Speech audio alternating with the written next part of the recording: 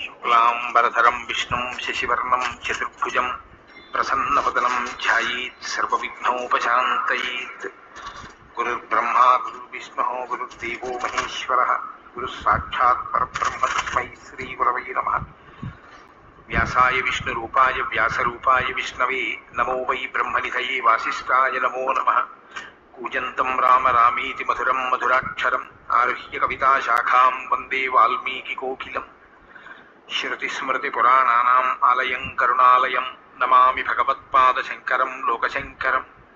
సదాశివసమారంభాం శంకరాచార్యమధ్యమాం అస్మదాచార్యపర్యంతాం వందే గురుపరంపరాం. వాగర్థావివ సంపృక్తౌ వాగర్థప్రతిపత్తయే జగతః పితరౌ వందే పార్వతీపరమేశ్వరౌ. సూక్తిం సమగ్రేతున స్వయమేవ లక్ష్మీః శ్రీరంగరాజమహిషీ మధురైః కటాక్షైః వైదగ్ధ్యవర్ణకునగుంభనగౌరవైర్యాం కండూలకర్ణకుహరాः కవయోధయంతి. హైమోర్ధ్వపుండ్రమజహన్మకుటం సునాసం మందస్మితం మకరకుండలచారుగండం బింబాధరం బహుళదీర్ఘకృపాకటాక్షం శ్రీవేంకటేశముఖమాత్మని సన్నిధత్తాం. మనోజవం మరుతతుల్యవేగం జితేంద్రియం బుద్ధిమతాం వరిష్టం వాతాత్మజం వనరయూథముఖ్యం శ్రీరామదూతం శిరసా నమామి. జయత్యతి బలో రామో లక్ష్మణశ్చ మహాబలః రాజాదేతి సుగ్రీవో రాఘవేణాభిపాలితః. దాసోహం కోసలేంద్రస్య రామస్యాక్లిష్టకర్మణః హనుమాన్ శత్రుసైన్యానాం నిహంతా మారుతాత్మజః. న రావణసహస్రం మే యుద్ధే ప్రతిఫలం భవేత్ శిలాభిస్తు ప్రహరతః పాదపైశ్చ సహస్రశః. అర్దయిత్వా పురీం లంకాం అభివజ్య చ మైథిలీం సమృద్ధార్థో గమిష్యామి విశతాం సర్వరక్షతాం. ధర్మాత్మా సత్యసంధశ్చ రామో దశరథిర్యది పౌరుషే చ ప్రతిద్వంద్వశరైరం జహిరావిణం. ఆపదామపహర్తారం దాతారం సర్వసంపదాం లోకాభిరామం శ్రీరామం భూయో భూయో నమామ్యహం. శరజ్యోత్సనా శుద్ధాం శశీతజటాజూటమకుటాం వరత్రాసత్రాణస్ఫటికఘటికా పుస్తకకరాం సకృన్నత్వా నత్వా కథమివ సతాం సన్నిధతతే మధుక్షీరద్రాక్షా మధురిమధురీణాః ఫణితయః. హరి ఓం. బాలకాండము 9వ సర్గము. పుత్ర సంతాన ప్రాప్తికై ఋష్యశృంగ మహర్షిని పిలిపించుట అవసరము అని పలికి సుమంత్రుడు రోమపాదుని వృత్తాంతమును దశరథునకు తెలుపుట. ఏతచ్చుత్వా రహస్సూతో రాజానం ఇదనమబ్రవీత్. ఋత్విగ్భిరుపదిష్టోయం పురావృత్తో మయాశ్రుతః.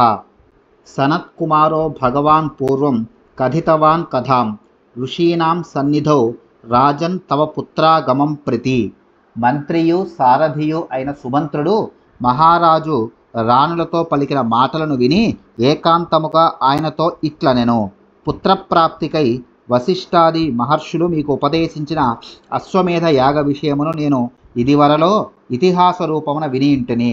ఓ రాజా, భవిష్యత్ సంఘటనలు దర్శింపగల సనత్కుమార మహర్షి మీకు పుత్రప్రాప్తిని గూర్చి ఋషుల సమక్షమున ఈ కథను తెలిపియుండెను.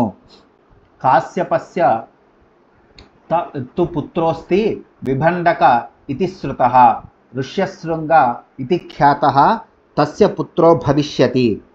స వనే నిత్య సంవృద్ధో మునిర్వనచరః సదా నాణ్యం జానాతి విప్రేంద్రో నిత్యం పిత్రనువర్తనాత్. ద్వైవిధ్యం బ్రహ్మచర్యస్య భవిష్యతి మహాత్మనః లోకేషు ప్రథితం రాజన్ విప్రైశ్చ కథితం సదా. తస్యైవం వర్తమానస్య కాలః సమభివర్తత అగ్నిం శుశ్రూషమానస్య పితరం చ యశస్వినం.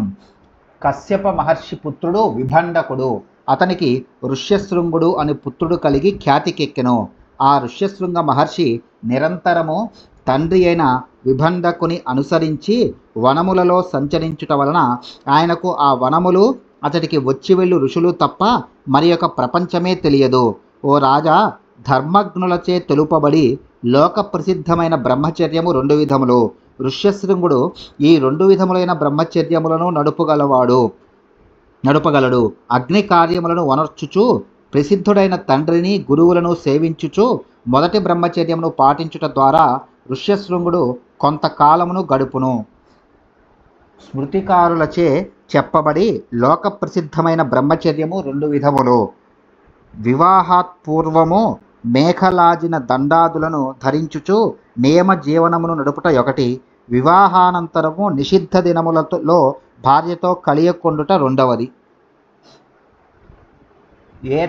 ఏతస్మిన్నేవ కాలేతు రోమపాదః ప్రతాపవాన్ అంగేషు ప్రధితో రాజా భవిష్యతి తస్య వ్యతిక్రమాద్రాగ్నో భవిష్యతి సుదారుణా అనావృష్టి సుఘోరా వై సర్వభూత భయావహ అనావృష్ట్యాం తు వృత్తాయాం రాజా దుఃఖ సమన్వితః బ్రాహ్మణాన్ శృతవృద్ధాంశ్చ సమానీయ ప్రవక్ష్యతి. ఈ కాలమునందే పరాక్రమవంతుడు మహాబలశాలి అయిన రోమపాదుడు అంగరాజ్యమునకు ప్రభువు అగును. ఆ రాజు ఒకప్పుడు ధర్మము తప్పినందువలన ఆ రాజ్యమునందు అంతటను చాలా కాలము అనావృష్టి ఏర్పడును. అది సమస్త ప్రాణులకు భీతి గొల్పునది అగును. తీవ్రమైన ఆ క్షామ పరిస్థితులకు రాజు మిక్కిలి ఖిన్నుడై వేదశాస్త్ర పండితులైన బ్రాహ్మణులను పిలిపించి ఇట్లు పలుకును: భవంతః శృతధర్మానో లోకచారిత్ర వేదినః సమాదిశంతు నేమం ప్రాయశ్చిత్తం యథా భవేత్ వక్ష్యంతి తే మహీపాలం బ్రాహ్మణా వేదపారగాః విభండక సుతం రాజన్ సర్వోపాయైరిహానయ. మీరందరూ సమస్త ధర్మములను తెలిసినవారు, లోక వృత్తాంతములను ఎరిగినవారు. ఈ అనావృష్టికి కారణమైన నా పాపములు తొలుగుటకై తగు ప్రాయశ్చిత్తములను వాటి నియమములను దయతో తెలుపుడు. వేద పండితులైన బ్రాహ్మణులు ఇట్లు చెప్పెదరు: ఓ రాజా, విభండకస్తుడైన ఋష్యశృంగ మహర్షిని ఏ విధముగానైనను ఇచ్చటికి రప్పింపుడు.